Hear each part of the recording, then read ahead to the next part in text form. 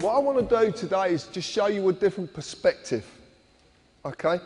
We've been doing a lot of research for the last 2 years. We've been looking at something that's called the Freeman a position, if you like.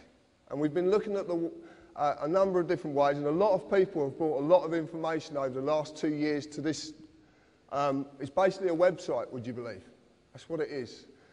Well, they brought me basically information that I've deciphered and decided to not accept the normal view of things. I've decided to question, and question in depth. And this is what you're about to see. As you see this at the moment, this is probably how you would see our country. Actually, I'm going to walk around here because it's easier.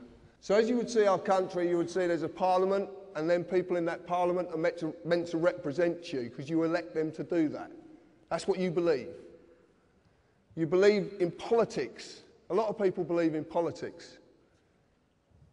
You believe that the political parties are elected in power to serve you, to make sure that everything in your country runs right, to make sure you're looked after. You believe that Acts of Parliament, statutes are laws, and you have to abide by these laws. That these laws are statutory instruments, this is how they're enacted. And they're laws as well that you have to abide by. You believe it, most people believe in the word a constitution, a constitutional set of laws made up of statutes. And people say to me, society's broken. Well, what I'm going to tell you today is it's not broken. It works exactly the way it was planned to work. Because this goes back hundreds of years. This is not something that's new. And there's courts of justice. How many people in this room have suffered at the hands of the courts of justice where injustice is actually happening? What I'm going to tell you today is that the members of Parliament are actually directors of a corporation. That is what you're electing. And because you're only electing directors of a corporation, nothing will ever change. It will go in the same direction forever. Because politics is not what you think it is. The members of Parliament. Anybody seen this before? This is Dun & Bradstreet. Do you know what Dun & Bradstreet is? Right. If you were going to do business with a corporation or a company in the world, then you can use Dun & Bradstreet, which at the moment is about 160 million corporations worldwide. You can use these to find out if that corporation does good business. Does it have any debts? Has it got any county court judgments against it? So what this is a register of corporations, of companies. And the members of Parliament are a company. Gordon Brown is a company. David Cameron is a company. And this one I like. The Labour Party trade as Alistair Darling MP. It's their trading name. It's just there. The reason they trade with Alistair Darling MP is because Alistair Darling is a diplomat. There's about 3 of them. If they trade in his name, that trading name has diplomatic status. That means they can bend things and do things that you don't know about. It's a whole different way of doing things.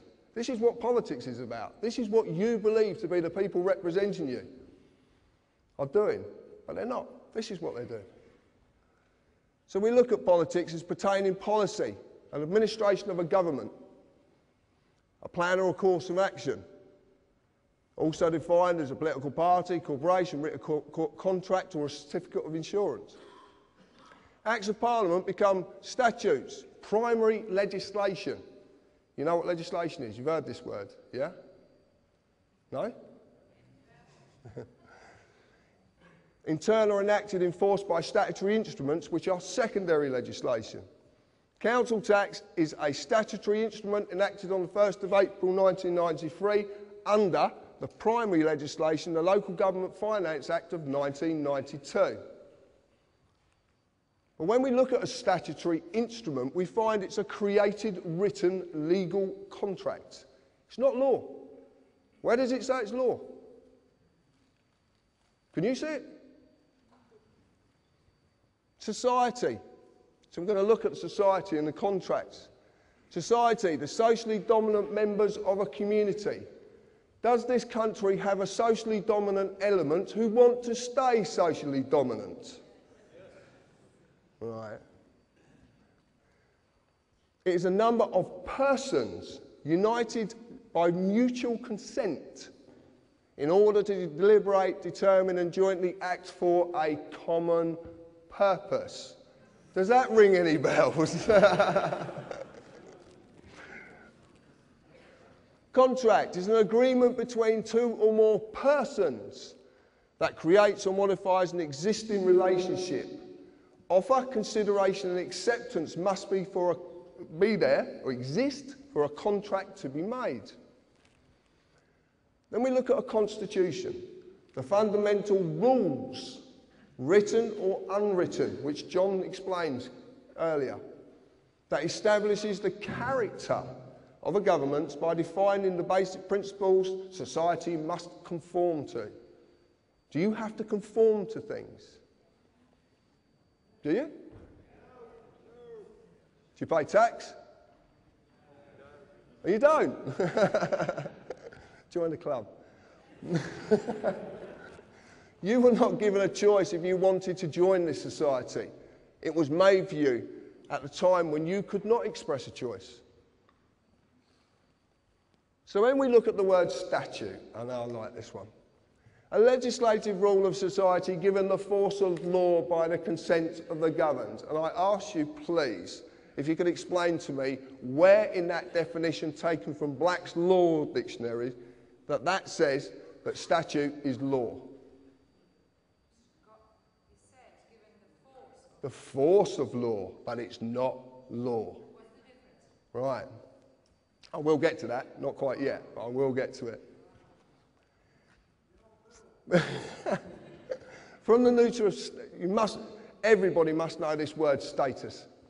Is what our society, what does it rely on? Status. Yeah? That's what we want to do, don't we? We want to be better in status. More money, bigger car, bigger this, bigger that, better than next door neighbour. That's the word, status. And it all comes from this. Status is the legal character of a condition or condition of a person or a thing. It's not real. It's imaginary. Okay? Completely imaginary. And in the definition it actually shows that it's not law. It's given the force of law, which means it will apply to you if you consent. What does the word consent mean? Exactly. So what happens when you don't agree? It isn't law. Can't be given the force of law. By its own definition, it only applies to a person and not a man or a woman. How many people in the audience today think they're a person? Oh, come on. Yeah, right. The United Kingdom is a corporation. Now, up till February of last year, it was United Kingdom PLC. In February, and it's dissolved, and they've never, ever published their accounts. If you want to check that out, go on Companies House, because it's there. But on Dun & Bradstreet, they're now registered as United Kingdom Corporation Limited. Any corporation has employees. The employees are not just civil servants, they're all of you. Every one of you. If you have a national insurance number, that means you too are an employee. Company policy of this corporation requires you as an employee to pay tax, follow all the legislative rules of that corporation, in this case, statutes. As in any company, if you break the rules, you will be disciplined under that company's legislation. The police of the United Kingdom Corporation are all companies too. Run for profit. Because that's what companies basically do. They run for profit. And who are they making profit for?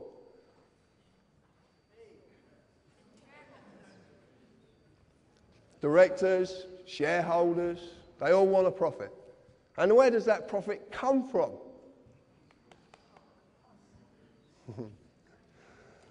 The corporate policy enforcement officers, their job is to enforce the rules of the corporation.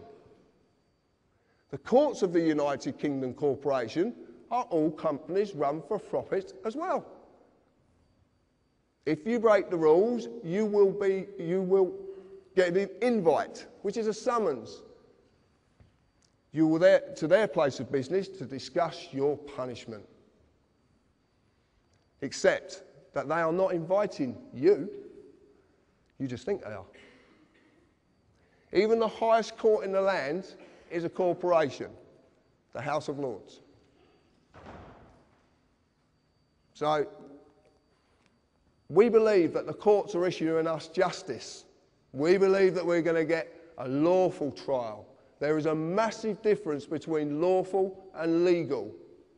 Massive difference. You like this picture? This is very, very important. I want to explain something. During my life growing up, I am a fully fledged carpenter as well. And that's all I do. I'm just a working class man. All through my life, I was a bit of a bugger when I was young, to say the least.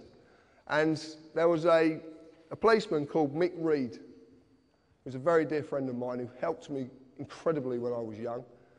Because when I was growing up, I didn't fit into anything. I didn't fit into any group, or I didn't fit a slot. I always questioned everything, and I questioned discipline. I questioned authority, if I thought it was wrong.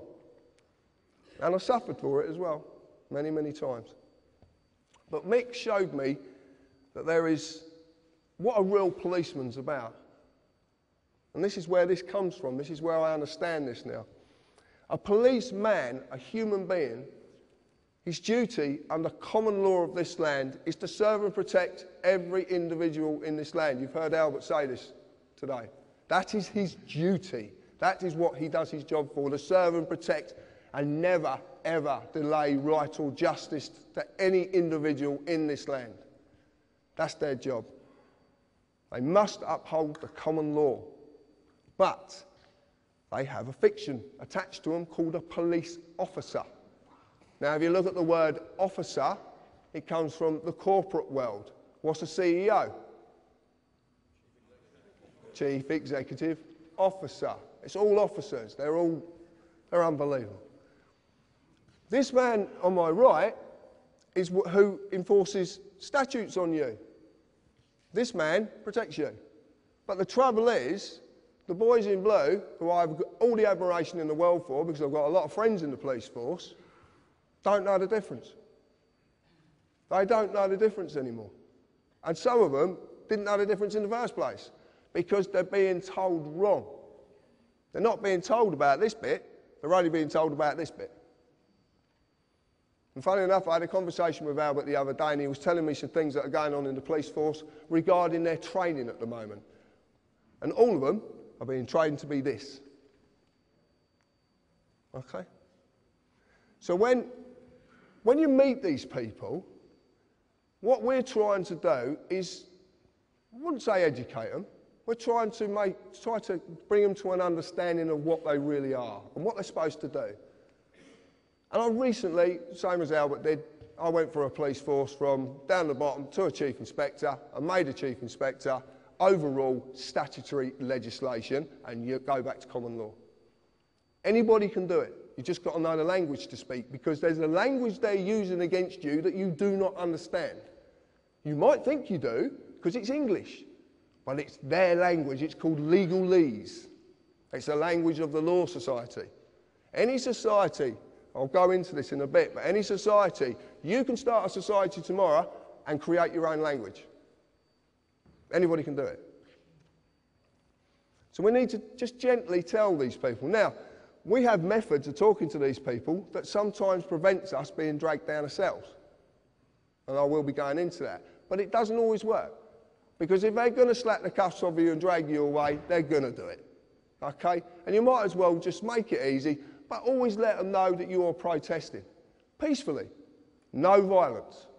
No violence whatsoever. This is not about violence. It's a bit like Gandhi said, an eye for an eye just ends up with the world being all blind. I want you to watch this little video, and the man who made this video is actually up there.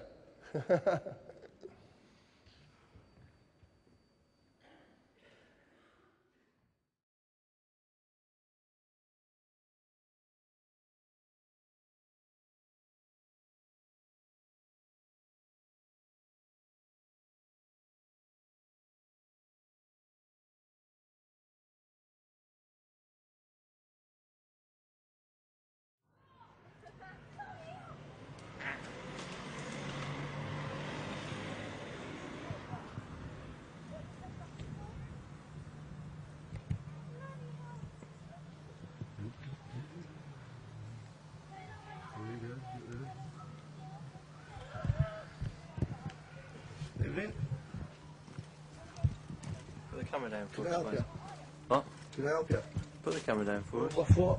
Whoa. I'm in my own garden here, mate. Okay. What, Is you it come offence bursting for you to down? be filming the police? It's not an offence at all. It is, sir. No, it's not an offence at all. No, I'm a filmmaker, mate. I know the laws. I've been doing this for years, mate. I film the police all the time. It's not an offence. Okay. We're telling you. What section is it an offence under? Okay. It's an offence, sir. What section is it an offence under? I'll find out for you. If you can switch the camera off. No, I can't switch my camera off. It gets better. I promise you, it gets better. If you can't read it, I will explain it after. I'm not doing nothing wrong. I'm in my own garden. You've come round our path. I do this all the time, mate. Get this in as well. Get the mobile phone, the solicitor. Mate, this is a free country. You're entitled by law, yeah? Sarge, just quickly, we've just done a stop check on the Welshire Farm. There's a gentleman here that's filming us. Yeah, he's in his own garden, minding his own business, and the police have just come over here intruding on my privacy, my liberty, my freedom. It's not illegal. I do this all the time. I film the police all the time down here. I film the inspector at the meetings, mate. I think you've got it long. What's your name? Sorry, sir.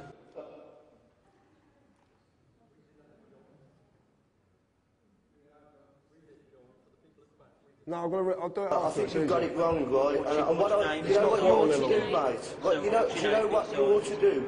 If you don't like me filming you, you do what I do. You go to see the MPs, yeah, and get them to bring it up in Parliament so they can change the laws. But don't come and harassing me over it.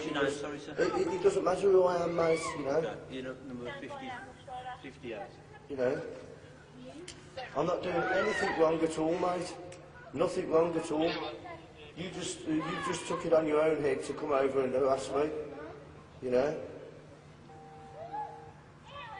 This is England, mate, you know. This isn't communist China, you know that, mate. That was a blinder down. What you doing here?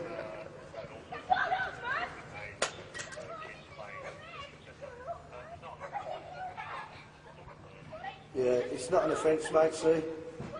The camera will pick that up better than your ears. I said the camera would pick it up better than his ears. Pick what up? It doesn't matter. What do you mean, pick what up? It doesn't matter. You're just trying to make an issue here, and I'm not biting for you. I'm not doing anything wrong. What did you say? I'm not doing anything wrong. What have you just said to that? It doesn't matter. I'm not doing anything wrong. I haven't done anything wrong. What are you trying to make an issue for? I've not broken no laws. You come over here harassing us, mate.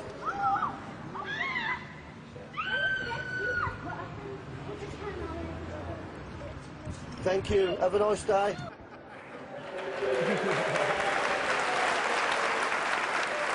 Thank you, Darren, for that. Just as this plays out, I'll explain what actually went on there. Actually, I'll get this to stop. Oh, actually, you don't need to see that yet. Oh, you can, actually. Right, just to let you know, all the police, I said all the police are registered corporations. City of London Police, up the top here, are registered. Northumberland, Gwent Constabulary, also trading as Gwent Police Authority. So they're trading, okay? They're trading. So that means they're companies who are trading for profit. But they need to generate that profit. And how they generate that profit is enforcing statutes on you. That's how they do it. Not law. It's policy. What you saw there in that video was 2 police officers trying to get a man to give his name and his address. Because in the world of a police officer, they can only act on you if you contract with them, because it's the world of contracts. Remember, the statutory instrument is a legally created contract. So they're contracts. He needs you to give your name and your address because he needs to act on your person, not the man or the woman. Darren, who would admit it as well, he stood up there, didn't actually know what he was doing at that time, and he's laughing his head off because he didn't. But the point is, this is natural. It's inherent. It's already in you. You've just been conditioned to not know it. That's all that's happened. When Darren wouldn't conform, what did the lady officer try and do? She tried to pick a spoil with him over any issue she possibly could find to try and enforce a statute. Now that is not a policeman or woman. That is not upholding the law of this land, the real law of this land. Okay, that is a corporate enforcement policy agent. So you now understand there is a big difference between the two, a massive difference. And they are, I promise you, you can check this out yourself. You can go and do all this stuff, and if you notice at the top, it says company search results. This is not something I've just made up on, I couldn't even if I tried. So what is legalese? It's a language that can be created by any society. Corporation can be such a society. Legalese is such a language. In English, it is English, but some words have very, very different meanings. Example, legalese is a language of the law society. Check it out for yourselves. One of the things I was going to say before I come on and I forgot is to say to you, do not take a word I'm saying as being the truth. Don't. Go and look at this stuff yourself, because that's the only way that you will suddenly realise what's going on. The truth is only the truth when you know, when you realise it. I could tell you all afternoon long, but until you realise it, it's meaningless. It's down to you to realise this. The examples. Must is synonymous with the word may. When someone says to you from a corporation, you must, they're actually giving you a choice because they can't force you. They're not allowed to, because it's not law. It's only policy. Summons is synonymous with invitation. When you get a summons from a court of supposedly law, you actually are being invited to a corporate place of business to discuss how much money you're going to give that corporate place of business. And you won't get an 8 for it either. Understand is synonymous with stand under. If I say to you, do you understand? And you say yes, that means you stand under me, which means you've given me authority over you.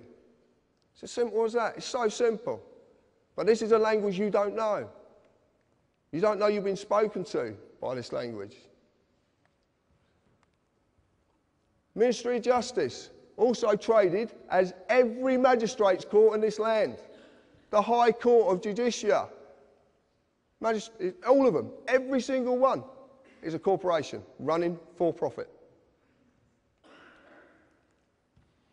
Know who you are. If you go to court, which I've had a few accountants with, to say the least, it's a corporate place of business. And they will immediately ask you for your name. Okay? Your name. They will even presume to know who you are. And they will ask you as such. They would say to me, Mr. Harris. Mr. is the title of something with legal personality, status. I was named by my parents, well, I wasn't called Mr. John Harris. Well, I don't think so. If I reply yes, guess what I've agreed to represent? A man cannot be acted upon by statutes. nor can a woman, a human being, a living soul. These only apply to the fictional entity, which is the legal personality, i.e. Mr. John Harris in full caps or Mr. J. Harris. Every title in this land is a fiction. If you're Lord whatever, it's fiction. Every title is a fiction because it doesn't apply to a human being. It's the legal status. Remember the word status? It comes into everything. Do you like the pictures? Photocopied as well. Right. It's the easiest way of doing it because I wanted a cardboard cutout so I can say, look, this is the fiction and this is the living soul, because it's hard for you to grasp that you're two people. You just don't know you are. That's really, really hard to, really hard to grasp. Natural law and common law applies to me, okay? Inherent law. You don't need him to be told it. You know what's right or wrong. Do you not? You know, don't you? It's inherent. It's just there. Commercial policy, civil policy and political policy applies to the fiction, but they need that to represent it, because that doesn't exist. In the real world, there's an easier way of breaking this down. If you look at a company exists because a piece of paper says it's a company. But it's not real, is it? It's not in the real world. It's just a piece of paper that says this is a company. Common law v. statute, rules and policy. I like this. The only basic principles that any people of any nation need to adhere to are those of natural law, which are mirrored in common law. Never harm or cause loss. It covers every eventuality. There is nothing it doesn't cover. Nothing. Common law applies to a man or a woman, a living soul. Statute rules apply to the person only when the man or woman consents to represent the person. Consent can be given in inaction or action. And I'll explain that in a little bit. Within statute rules, you will just receive a summary judgment. That's what you get in the courts of law, or supposedly. But it's called summary judgment. And what summary judgment is, it doesn't matter if whatever court you go into, as long as that court's going to make money from someone, because that's all it's about. And there's a reason they want to extract that revenue from you. There is such a reason. You break the rules of the contract and you lose. It's as simple as that. You are a man or a woman, you have a person. My name is John Harris, or John, or my wife calls me lots of other names, but there you go. I shan't discuss them. I exist naturally, okay? I'm here, I'm real. I was created by divine, whatever you want to call it. I don't want to get into any of this sort of, I don't know what it is, so I just say divine, it's the easiest way. But I was created. I'm subject to common law jurisdiction. Do we know what jurisdiction means? Well, jurisdiction basically means juris is of law, and diction means the use of words in any way you want to use them, basically. I must never harm another or cause another loss, any form of loss. I'm free and unlimited ability to contract and settle debt in private and under commercial law. I can basically do as I please as long as I abide by these principles. My person that's attached to me is Mr. J. Harris, who's a fictional entity created by the government. Subject to civil policy jurisdiction, must fulfil all duties given to and governed by corporate policy, tax, etc. under statute. Does business in the public sector, or I don't. So what is a person? Okay. They're inviting a person created by the United Kingdom Corporation. They created something when you were born. You just didn't know because you couldn't know. Your parents didn't know and their parents before them didn't know because it's been hidden from you. Because it's too simple. That's the point. Our world is so bloody complicated. But it's not complicated. Everything complicated has a very, very simple foundation. Everything. I'm just simple.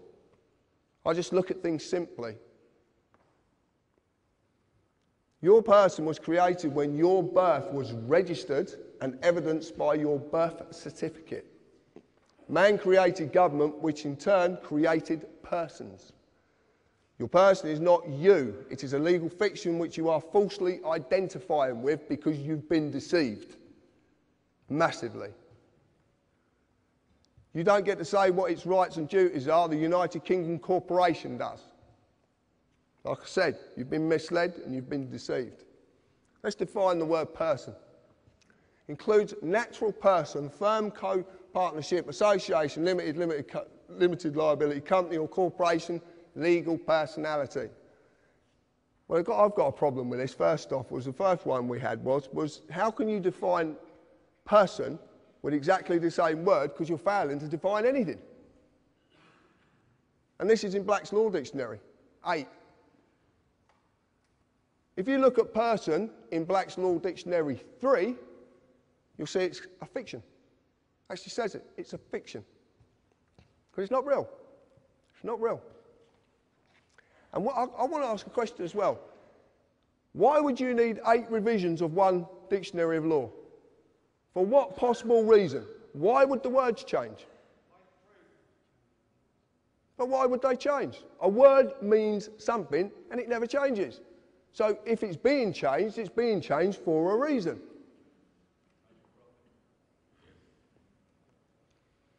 The creation of the person. When you were born, your mother, father, submitted a birth certificate registration application form. In the formulation of any limited company corporation, there is always a certificate of registration to create its legal personality. Your fictional person, known by Mr., Mrs. or blah, blah, blah, you can see it up there, is created by the same means.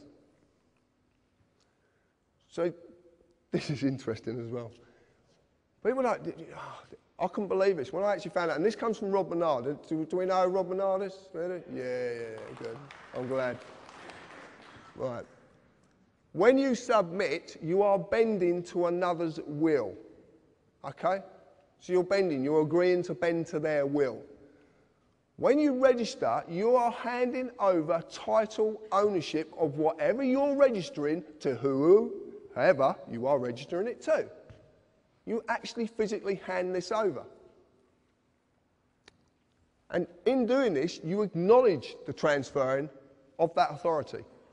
When you apply, it actually means you're begging. And when you beg, it's assumed you know what you're begging for and you know what you're going to give up. That's what this means. Most of the time, you actually volunteer an application. You actually volunteer. You're not made to do it. Did I make you get a credit card? But you submit an application. Everything in this, the whole world is created, it runs on submitting applications for this, submitting applications for that. I'm waiting for health and safety to say I can't put a pencil behind me because I'll get a splinter. But it's going to come, and you know it's coming. You know. That's why you're laughing. Right, this is the document. This is unbelievable.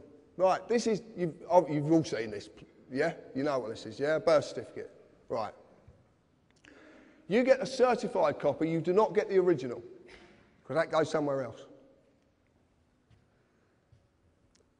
This up here, when you actually look at this, you look at this, and you get your own. When you get home, or you get your kids, whatever, get this document and look at it, because it's phenomenal what they've done.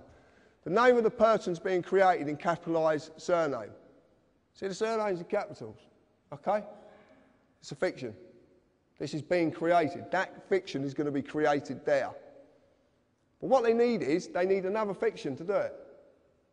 They have to have a fiction there to do this, who is the informant. You actually inform on your own children. Do you know that? You inform on them. It's brilliant, isn't it? Eh? And your qualification is, you're one of their parents. Mad, mad. And it's capitalised, it's all capitalised. And it is absolutely true. Look at your birth certificate, informant, the qualification needed, and it will say needed, and you inform because you are the father or the mother. What you don't know is that at the bottom there is a declaration. Now, a declaration is in common law. A declaration is a sworn oath of a man or a woman. And there's a reason that's on the bottom. Because without that man or woman being present, the fictitious mother or father isn't present. Now you're seeing that the person is attached to the human being. But to do this, they need the human being to be there. That's why there's a declaration at the bottom of it. And this, it says it quite simply. You have to be present to represent the person needed to create the new person's legal personality. I know it's a tongue, believe me, it's mind-boggling, but it really is. This is what we found. And it all makes sense. That's the point. This is what I want to tell you about it. And then you register it to a corporation. The General Register Office. Get your birth certificate and lift it up and you'll see GRO. It's a General Register Office. That's who you're registering it to. Registration and your children. And this is not funny. This is really, really true. Okay? To this day, registration still means the same thing. You hand over or you transfer the legal title to the body you have registered it with. As you have seen, the worst possible way this has been done is by the birth certificate. It's been abused. A simple show of this is do you have to mandatory school your children? Well, you do. And can you take them on holiday when you want to? No. Because what happens when you take them out at term time? I know people have received £100 fines for taking their kids out at term time, taking them on holiday. And they have to be vaccinated. The thing is, it's their property. You signed over title ownership of that child to the government when you registered it. You've got no claim to your children whatsoever. You just don't know it because you've been duped. If you want proof of it, the social services. What happens when you don't look after their property or they pertain you're not looking after their property properly? Linda Lewis, Baby P. What happens? They take the child away. And not all children are taken away because the child is in danger. Do not believe that for a second. Do not believe the propaganda because it's not true. And my friend down there, Mr. Gerrish, can prove this many, many times. What you'll notice is it says Social Services PLC because it is a PLC. And a PLC is a publicly limited company that has shareholders. And shareholders need profits. And where do they get profit from? Stealing children.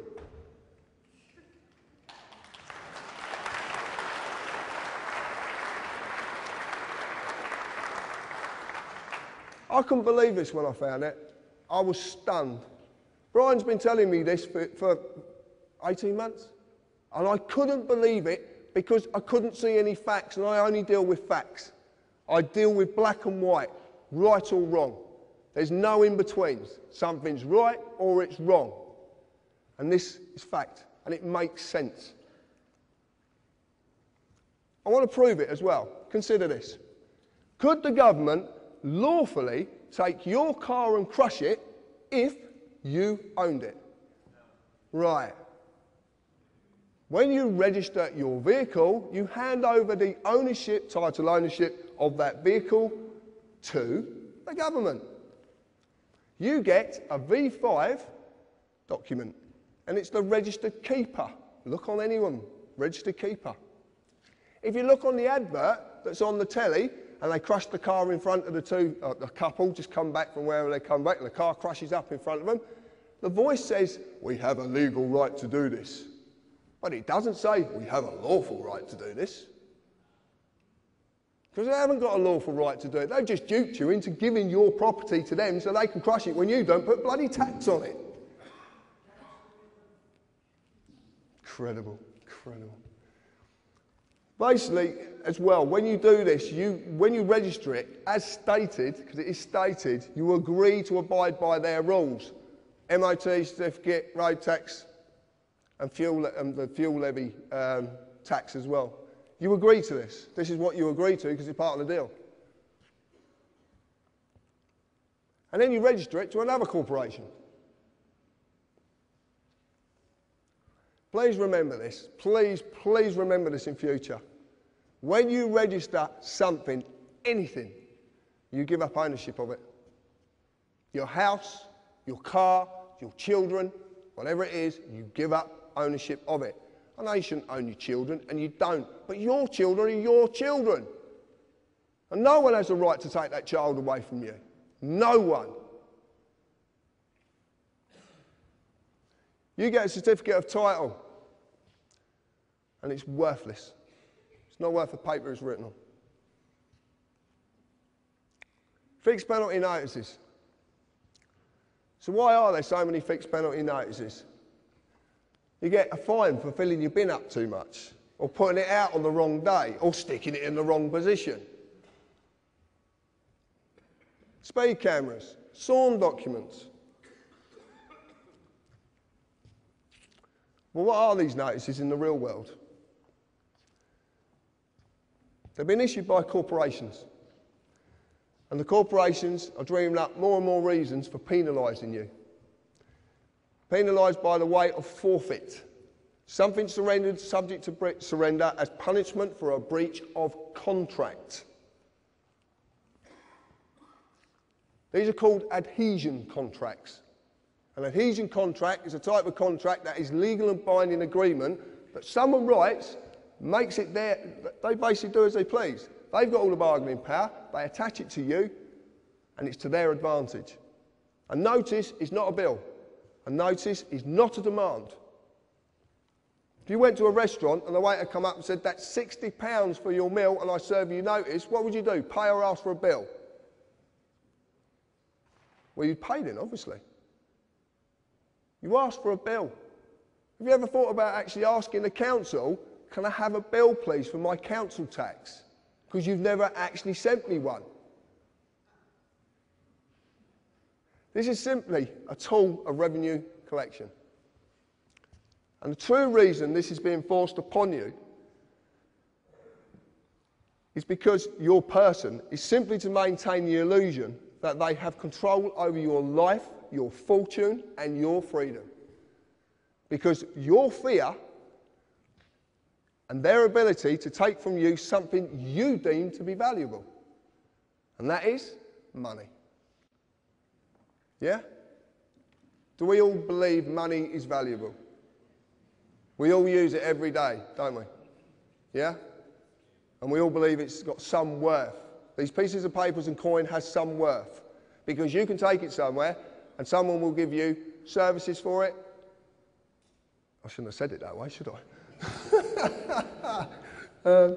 You can buy things for it or you can trade it whatever. You believe it's valuable. But have you ever asked yourself this? Have you ever asked this?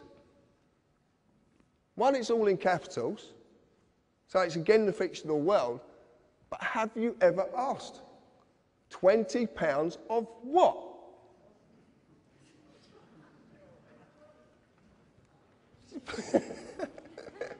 It's true though, isn't it? Of what? Go and ask the Bank of England, you'll get kicked out. It happened to a friend of mine. Serious. This is the real truth. You're the currency, not money. You are. Because without you, this country grinds to a halt. Because the principal workforce of any machine or any corporation or any company are slaves. And they have to give you something to believe in so you will do that work and you will not question. And to make it valuable, they're going to stiff you with as many fines that are make-believe to make you give over that worthless piece of paper to another corporation just so you believe it's real.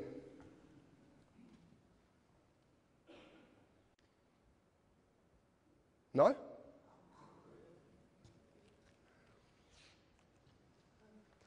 This is what I entered into. Some of you might know what I'd done. A friend of mine, Robin, who sat in the audience, gave me some information once. And funny enough, another gentleman who sat in the audience gave me the same information. And I looked at it, And it's called lawful rebellion. It's actually wrote in Magna Carta 1215. It's Article 61.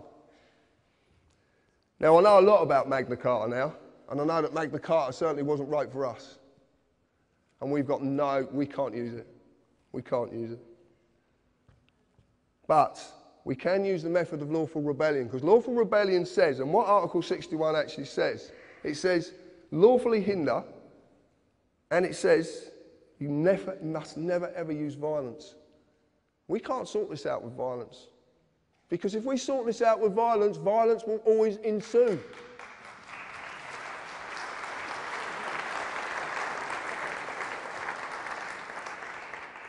We have to do this peacefully. And the way we do it peacefully is learning the rules of the game. So when these people come to us, not only, you've got to understand this, there's people out there who are working in all walks of these corporations who know there's something very wrong. They don't know what it is. They're trying to do something about it. But they can't do something about it until they have the knowledge to be able to do something. And we need to give these people that knowledge. Every single time you write to the tax office and you tell them, I'm not paying because, what do you want me to pay with? What's it worth? Ask the tax office what they want you to pay. And say to them, what's it worth? You want me to give you a worthless piece of paper? The tax office, these people need to be educated. They need to learn this. The police, the courts, the judges, the politicians. There's politicians down there who don't even know about this. So what we do is, whenever you're stopped by one of these individuals, ask them this: am I obliged to ask you your questions? Because they won't know what the word obliged means. They won't know what it means. And it's a choice. It's a choice. And then ask them, under what authority and under what law are you acting? The reason being is because if they say to you, it's under this law, and then they suddenly say, and you prove it's a statute, an act of parliament, that says it in itself, an act. Parliament, that's all it is. It's theatre, it's an act. Shakespeare said it, the world's a stage, and we're all acting. It's absolutely true. But when you say to these people, you can actually say this, and this is absolute fact, because I'm just about to do this to the Chief Constable of Devon and Cornwall Police. Failure to differentiate between a statute and a law is gross negligence that's equivalent to the common law crime of fraud. They're committing fraud. They've committed fraud on you from the day you were born. This applies to anyone who is trying to enforce these statutes. You are a man or a woman. You are not a person. You are not a person. The legal world is the same as your person. It is a fiction. It's an illusion. It is not real. You just believe it is because you've been duped. And they've made it so bloody complicated. But it's not complicated because it doesn't exist. It's not real. The corporate employees must get a man or a woman to represent the person before a contract can be formed. That's absolutely true. They will ask you your name, they'll ask you your address. When they get your address, they've got joinder. Because there could be 100,000 John Harrises in England. They need that address to get joinder, so they can prove who you are. The second you do that, the human being has said, yes, I'm the person. Remember, there is no justice in this country. And there isn't any justice in this country. I see it daily. I have people contact me. I hear the most sad stories. I know a lady sat in the audience, who is, I know that her story is incredibly sad about her dad. And I've listened to it, and I want to help her, and I can't help her. Not at this moment. But I have a way of doing it, though. There is no justice. You will only ever receive summary judgment. They just want to extract money from you because they want you to still believe that this stuff's real. For every court, even the highest court in the land is a profit-making corporation, and it runs under the United Kingdom Corporation. This is the only way you can do it, and I'm not asking anybody to do this. I've never asked anybody to do anything that I do. I want to save my country. I don't want to save this country, in fact. I want to save this island. Why have we got borders? Why do the English hate the Scottish, or the other way around? Why do the Welsh? Why have we got borders? Because we've been divided. Because when we're divided, we can't unite. We've been divided by languages. Political parties were designed to divide people. The only way to get rid of this once and for all is to sacrifice the person. To sacrifice the person is to remove that person completely. That means the birth certificate has to be destroyed. And it can be done. I've seen a way of doing it. Massive implications, but it can be done. And I am going to do it, because I am not living in this society 1 minute longer than I have to and watch my fellow human beings suffer under it. I will find a way to get out of this, and I will succeed. The reason being is because what I'm doing is right.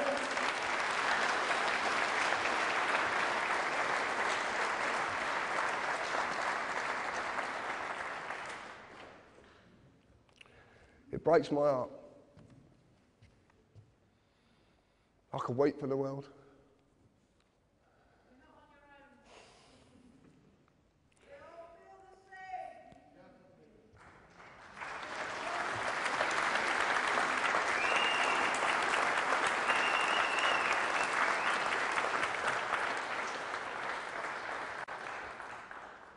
And if anybody ever tells you that a grown man can't cry, yes, he can. Thank you.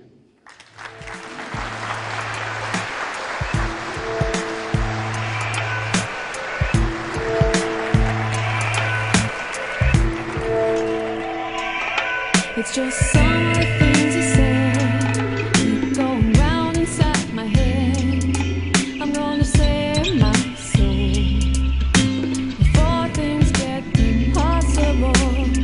I should